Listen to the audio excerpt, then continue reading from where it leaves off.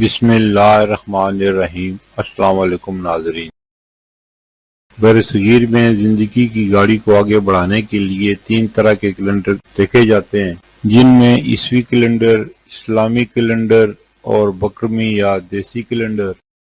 عیسوی کیلنڈر کے حساب سے 28 اپریل 2025 دن پیر کا، ہجری یا قمری کیلنڈر کے حساب سے پاکستان، بھارت، بنگلہ دیش اور دیگر ممالک میں 29 شوال المکرم 1446 ہجری دن پیر، ہجری یا قمری کیلنڈر کے حساب سے سعودی عرب اور دیگر خلیجی ممالک میں 30 شوال المکرم 1446 ہجری دن پیر کا۔ سعودی عرب اور دیگر خلیجی ممالک قمری کیلنڈر کے حساب سے ہم سے ایک دن آگے ہیں۔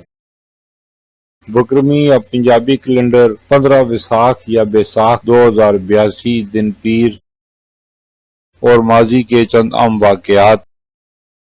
28 شوال المکرم، ماضی کے اہم واقعات: 28 شوال بروز پیر 27 جنوری 632 عیسوی رسول اکرم صلی اللہ علیہ وآلہ وسلم کے سب سے چھوٹے فرزند حضرت ابراہیم ابن محمد کا انتقال ہوا۔ اس وقت آپ کی عمر مبارک 18 مہینے تھی۔ اسی دن مدینہ منورہ میں سورج گرہن دکھائی دیا۔ سورج کو ہالہ دار گرہن لگا جو عہد نبی صلی اللہ علیہ وآلہ وسلم میں دکھائی دینے والا آخری سورج گرہن تھا۔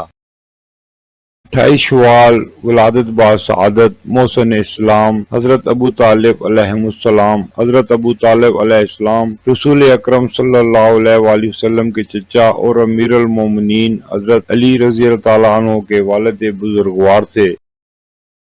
28 اپریل 1962 پاکستان میں قومی اسمبلی کی 156 نشستوں کے لیے پہلی بار انتخابات منعقد ہوئے۔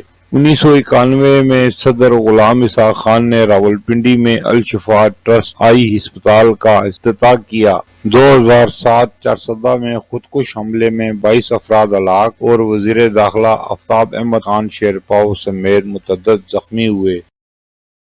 28 اپریل 1936 طارق عزیز کا یوم پیدائش۔ آپ پاکستان کے نامور صداکار، اداکار اور شاعر تھے اور جلندھر کے ارائیں خاندان میں میاں عبدالعزیز پاکستانی کے ہاں پیدا ہوئے، جنہوں نے قیام پاکستان سے 11 سال قبل اپنے نام کے ساتھ پاکستانی لکھنا شروع کر دیا تھا۔ بعض لوگ یہ کہتے ہیں کہ بانی پاکستان محمد علی جناح کے حوالے سے نازیبا کلمات کہنے پر میاں عبدالعزیز پاکستانی نے اپنے انگریز افسر کے دانت توڑ دیے تھے۔